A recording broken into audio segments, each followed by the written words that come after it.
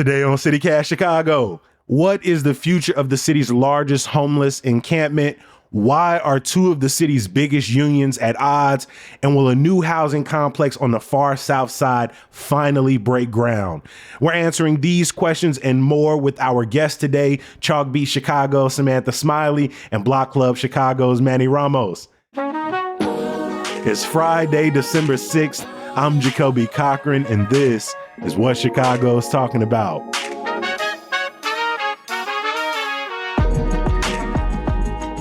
Squabble up, squabble up, squabble up, squabble up. Somehow GNX was the #1 album in my Apple Music Wrapped for the year, and it just came out a week and a half ago. Morning, my friends. Sam, welcome back to the podcast.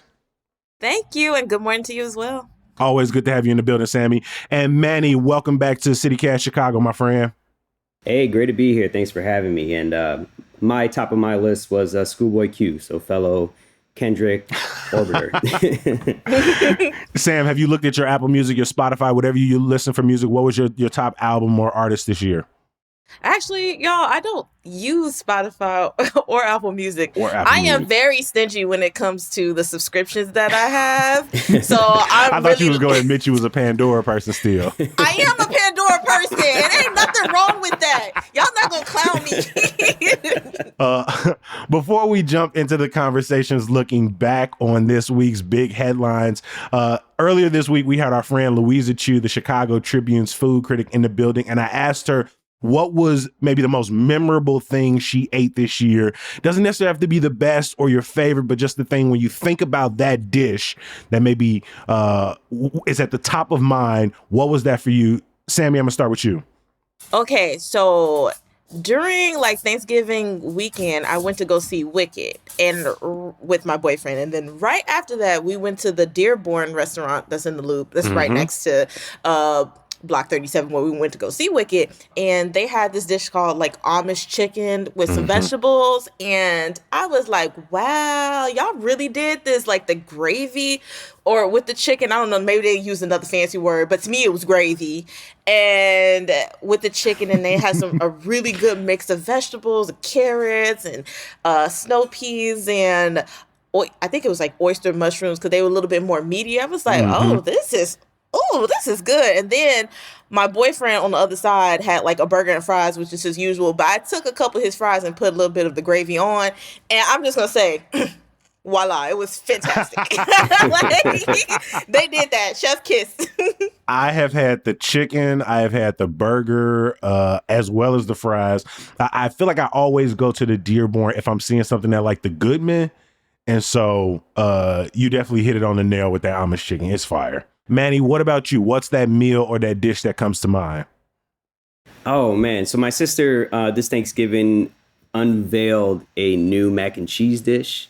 I don't know what she did to it, but it was different this year. And it was just so savory. And I would like to highlight that dish specifically. Hey, you've sat with it for about a week now. Do you have a sense of what made it so special? Was she using tiny special recipe off TikTok or something? Why was it so much better? Yeah, she says she got it off of TikTok. That's all I know. All I know is that it was just way more creamier than it usually is. But it was just really good. Mac and cheese can split families up. So I'm glad your sister tried something new and people was rocking with it. Every single Friday, if you are new to the podcast, we bring in these amazing voices from across the city to talk about some of the stories that were on the front page of our newspaper, some stories we think deserve a little more attention. And every single episode, Monday through Friday, we're going to end out with some good news. I know that's some people's favorite part of the episode, some people's maybe least favorite, but either way, I love doing it. I'm going to keep doing it. Hopefully, Manny and Sammy going to sing along with me. Manny, we're going to start with you. The city is effectively closing the largest homelessness tent encampment in the city, which has been located at Humboldt Park for the last few years. I know that the alder and the mayor's office made promises to relocate families, to find apartments, to get beds for people.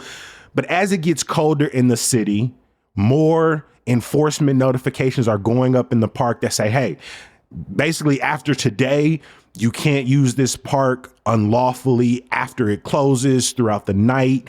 Can you kind of set the scene for us? How long has the city been working to clear out this encampment, and how successful have they been in relocating people who have been staying there? Signs have been posted around Humboldt Park notifying folks that they will no longer be able to set up a tent or sleep overnight in the park starting Friday. This sort of comes as Humboldt Park has become one of the largest tent encampments in the city, as you alluded to, coming out of the pandemic, and really is a microcosm of how the city deals with the unhoused. The city has had several accelerated moving events in the fall to get people out of tents and into housing. Block Clubs REL reported in October that they were able to connect about 63 households to housing. And there have been, I believe, about 3 of these moving events, over the past year and a half. But despite this, the city and its partner agencies haven't been able to get everyone housed, and dozens are still living in the park. Some say, about 30 people are now at the park, while others have claimed as many as 75 people are still living in the park. But after December 6th, which is Friday, Chicago police and the Park District will start enforcing prohibitions on overnight stays in tents in the park. And as we enter sub-freezing season, many folks at the park don't know where they will go. Some actively say they will resist any attempts to evict them from the park. But credit should be given to where it's due. Alderwoman Jessie Fuentes and her staff, as well as DFSS, have found housing for some folks, but it's just simply not enough. And yes, I've reported on unhoused programs falling short in Chicago, so none of it's necessarily surprising. But it is unsettling that many of the people featured in these stories have similar experiences, that they were either recently evicted or no longer can afford rent in the neighborhood. You mentioned this encampment growing throughout the pandemic. How long has this site been here? I do know, as someone, I've lived in Humboldt Park. I grew up around Humboldt Park and constantly visiting the neighborhood. And I personally started seeing, the first few tents setting up shop, I want to say as early as 2021 or 2022. And it has just simply gotten more and more and more. You drive down Division Street or North Avenue and you can just see the tents, just on top of each other, essentially. I think what's interesting now, and sort of like how this story is sort of morphed and is being covered, that's somewhat different than how unhoused people are covered, is, people are speaking directly with folks who are living in these camps. For example, in Ariel's piece, she spoke with a man who was from the neighborhood, but started experiencing health issues and lost his job as a chef, then lost his apartment. He has cancer, and it has stopped him from getting a new job. So the city wanted to move him to a shelter system in Pilsen, but his doctor and treatment and social services and everything he really knows is all within Humboldt Park. So he sort of chooses to stay in the park for now until he gets his cancer treatment over with. But it also just shows you just how limited the city is at combating homelessness and how close most people are to becoming homeless, right? We're talking about a terrible diagnosis, an unsecure job, and boom, you're at Walmart hoping to find a tent and maybe set up shop in a park or underneath a viaduct or whatever. But advocates have reached out to the city and alderperson and asked that they reconsider the enforcement actions slated for Friday. But it looks as of right now, they're still moving forward, which could see folks' tents taken down, items thrown away, ticketing, and more severely arrests. Though Fuentes did express to BZ, for example, that the city is doing everything to avoid ticketing and arrests in this situation. A couple of years ago, our executive producer, Simone Alisea, went out with a Pilsen resident who was helping to build ice fishing tents for people who were living outside, living within the Humboldt Park encampment and others around the city. And it really speaks to, it is never a good time, I think, to clear out an encampment, but to see it happening the top of December, as we know the city is reaching, some of the coldest and most bitter times of the year, it is really alarming. What will that enforcement ultimately look like? I am not 100% sure how this specific case will look like. I can tell you, though, I have covered the city going in and removing camps previously or encampments previously. And what it does look like is you will normally have streets and sanitation there, with workers sort of, picking up and throwing trash away, throwing items away. There is no really mechanism in place to sort of save anyone's clothing or items, personal items. If you're living in this tent encampment, and you just so happen to, like, let's say, go to a doctor's appointment, or you're out working, or whatever the case may be, and you're not there when streets and sanitation comes, the potential of your items being tossed into a garbage and thrown out are extremely high. To learn more and read the full reporting on these Humble Park encampments and the future of the residents, please head to our show notes where we'll drop plenty of links for you.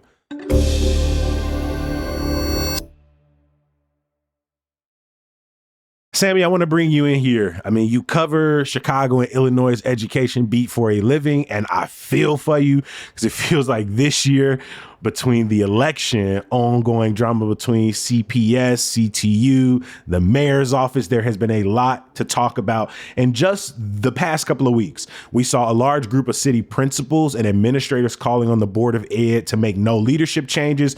CPS CEO Pedro Martinez seemingly remains on the hot seat when it comes to his job security, and ongoing negotiations between CTU and CPS remain tense as ever. So let's start with CTU, CPS ongoing contract negotiations.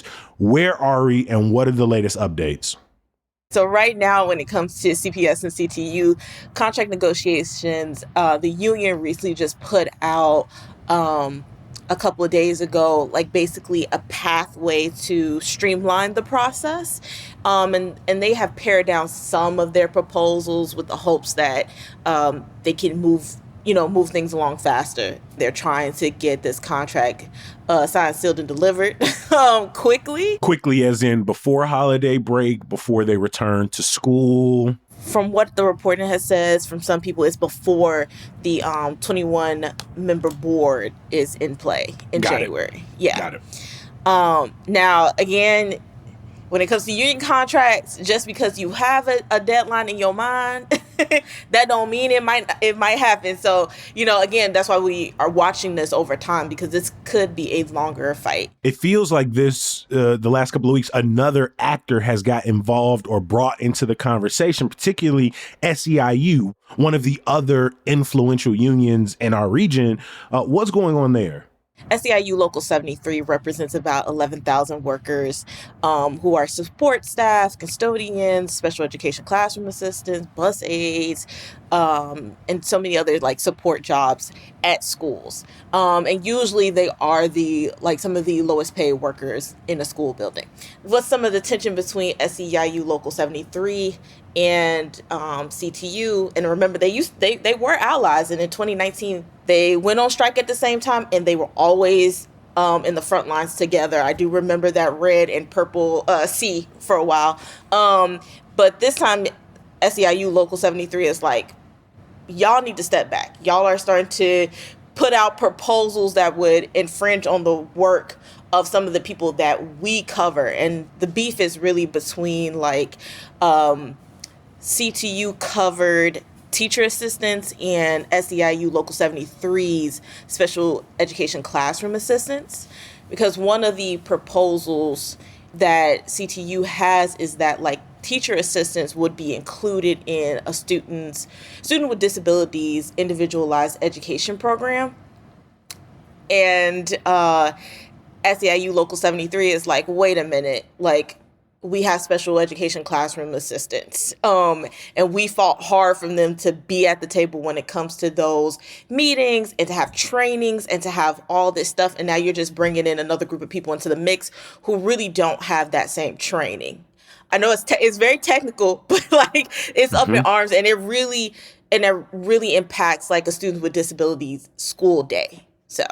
Has Mayor Brandon Johnson weighed in? I don't want to make this sort of a torn between two political allies conversation, but both of these unions and their affiliates gave hundreds of thousands of dollars to the mayor.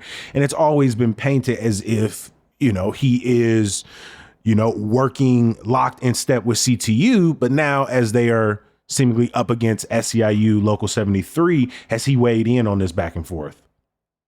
I haven't heard anything, and I don't believe any of my colleagues have heard if he's weighing in or trying to be a mediator in this moment. So that remains to be seen, but I'm pretty sure somebody will ask him soon because, like you said, both unions gave him a lot of money and they did endorse him very publicly. And so it is like, okay, now who are you going to side with? Something the mayor was asked about this week was, once again, the future of CPS CEO Pedro Martinez.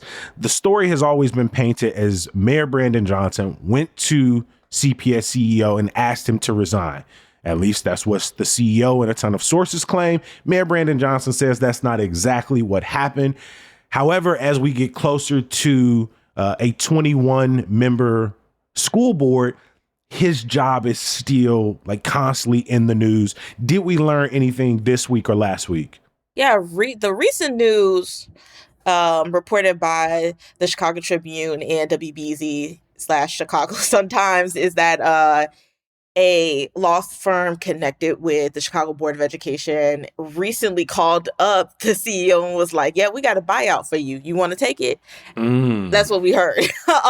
But it sounds like Martinez is like, absolutely not. So, that is what some reporting has been. But again, like Pedro Martinez contract literally says you cannot fire him without just cause.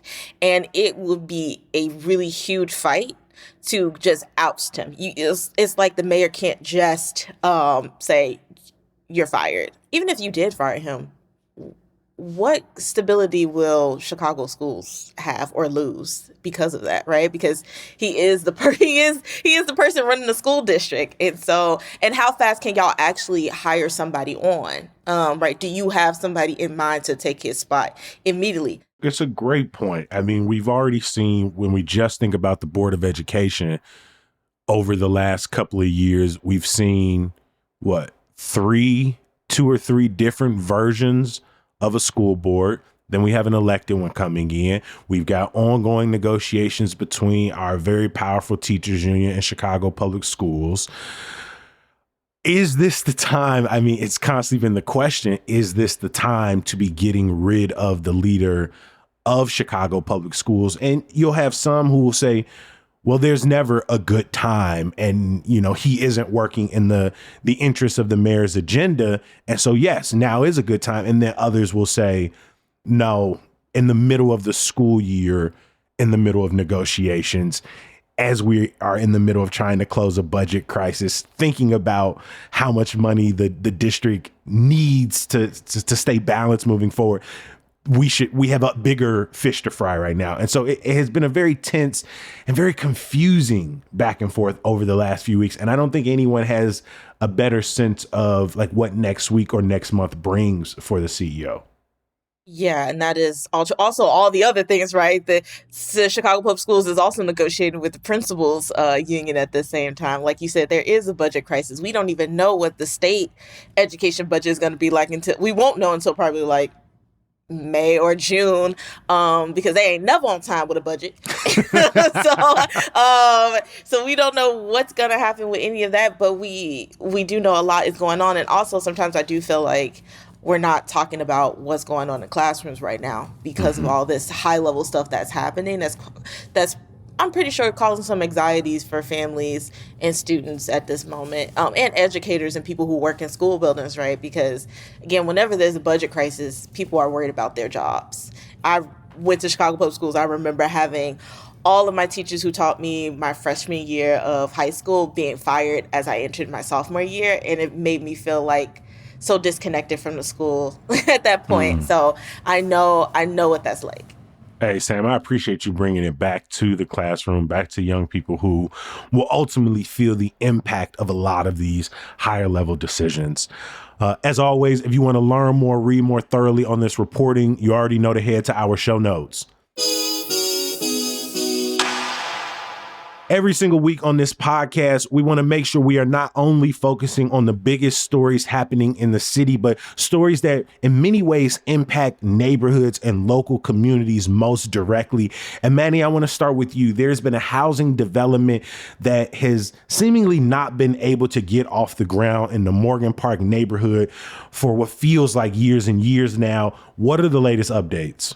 Yeah, so the Sun-Times has reported that a mixed-use development that would create housing and retail space in Morgan Park is looking to finally break ground in the first quarter of 2025. So this long delayed project, if those don't know, sits on a 12-acre site that would redevelop a former Jewel grocery store and the Halsted Indoor Mall, which sits on the corner of 115th and Halsted. If it's completed, the Morgan Park Commons will bring a mixture of apartments, townhomes, retail space, a park, and a culinary arts center. I believe the development, when completed, is set to have about 258 units, and it will also, include, studio apartments, one-bedroom apartments, and also have 3-bedroom townhomes for larger families. Personally, I feel like expectations should be tempered. It still needs to go through the Chicago Plan Commission. And even if it passes, which it probably will, we've also seen large developments like this get the green lights and not execute the plan entirely because they lose funding or other unforeseen circumstances like, for example, the subprime mortgage crisis. But nonetheless, this is a step to bring housing and retail space to a long vacant land, which will ultimately benefit the city of Chicago and specifically, the neighborhood. Yeah, this piece of land has been in the news quite a bit over the last couple of years, not only for what it represents as a potential multi-level development in the community, but it sits on a spot in which a Jewel grocery store left the community, not too far an Aldi left the community, a Walgreens left the community, Save-A-Lot had start and stops in the community. And if you go to Google Map and you look at 115th and Halsted, and you see how close it sits towards wealth in this city. Like Beverly is what? Less than 10 minutes, maybe 5 to 7 minutes away. And it reminds people how quickly disinvestment from one side of the neighborhood to the next can take place and how drastic community circumstances can go from one block to the next. Sammy, I want to bring you in here. Governor Pritzker has done a lot of work focusing in on early childhood education. And recently he named a new head of Illinois' Department of Early Childhood. Can you tell us who this is and what this means for the state's focus?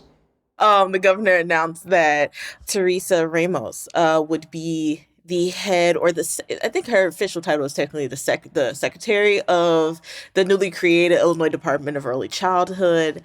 Now, she has been around for a while. She is a longtime early childhood education and childcare advocate. She currently serves as the assistant deputy governor of education under Pritzker. She was the vice president of public policy, research, and advocacy at Illinois Action for Children, which is a nonprofit that focuses on these issues. And then she also served as the director of community engagement for Advance Illinois. And she has her, education in this lane as well. So she is definitely like the person to pick for this new department. And, some people might be like, what is this new thing? Well, basically the state lawmakers had recently created the Illinois Department of Early Childhood and allocated about $14 million to it. And what this is all about is trying to bring all of the different early childhood education and child care programs under one house, because they've always been split between the Illinois State Board of Education, the Illinois Department of Child and Family Services, and the Illinois Department of Human Services.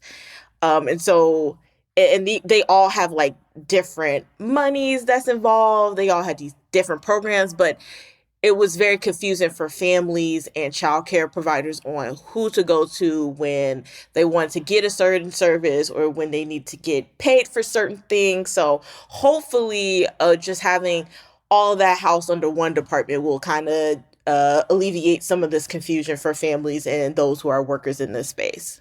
I mean, Governor Pritzker has some lofty goals for Illinois, like universal preschool for 3 and 4-year-olds by 2027. So Pritzker has been able to laud more investments in early childhood education. But as the state faces more than a $3 billion deficit in the next couple of years, our hope is that some of the sort of last in aren't the first out.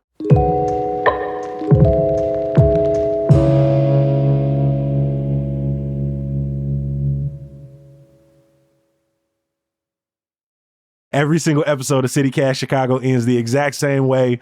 Some good news. Manny, let's start with you. What's your good news for CityCast Chicago today? For me, it's Christmas tree hunting on the weekend. Come I'm on. looking forward to that.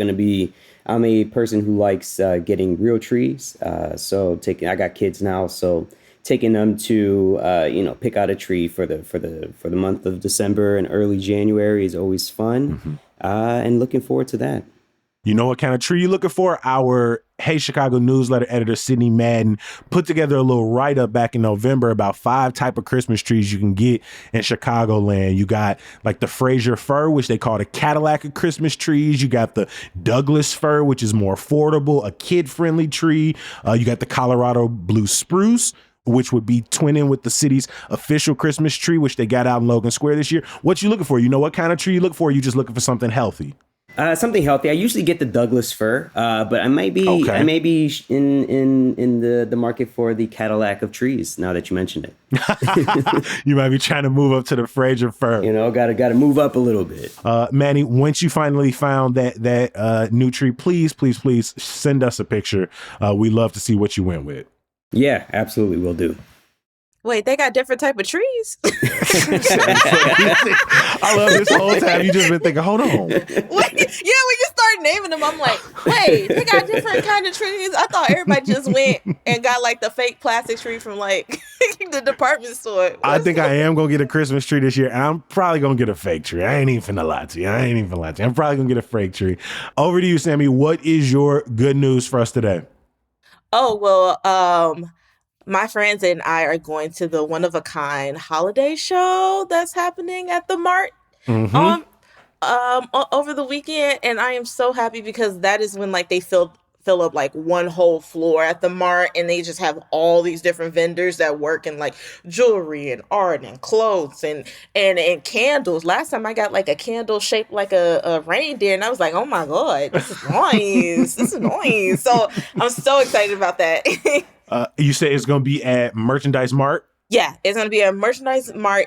Go Friday or Saturday, because some of the vendors, like last time I went, some of the vendors were like, yeah, we got to get up out of here. We got to get back to our place, because some people are traveling really far. There's some vendors that come like even from Florida to be at this show. So, Okay. Actually, I think I might have to pop up on this. You said it's 10 to 7 today, tomorrow, and then 10 to 5 on Sunday. But I'm actually this weekend going to Yokocho and Kamiko.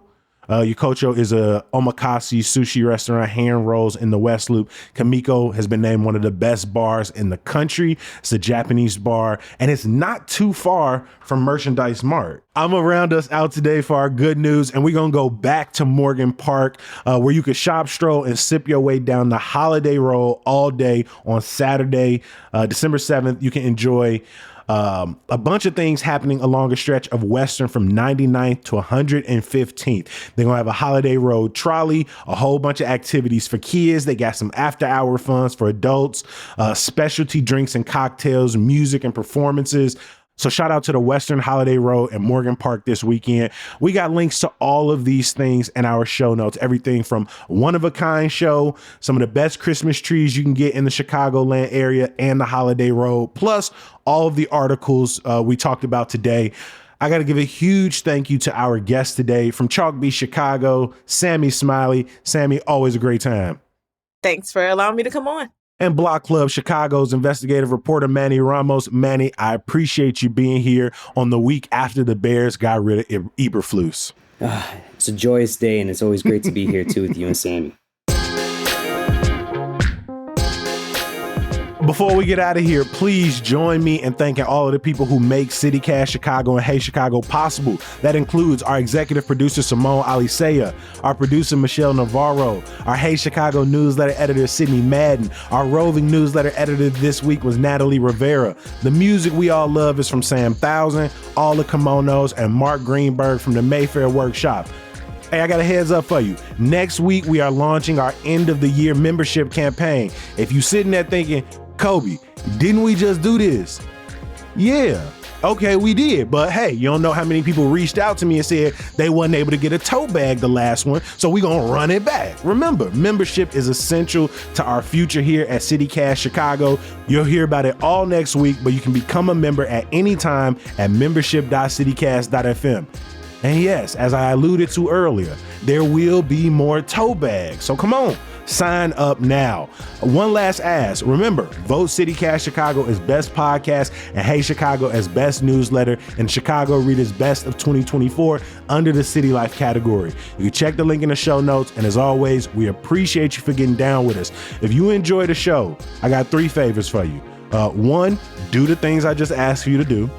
2, be back here bright and early on Monday. And 3, share us with your friends, share us with your family. Bring somebody along with you. This is the holiday spirit, so share us with your friends, all right?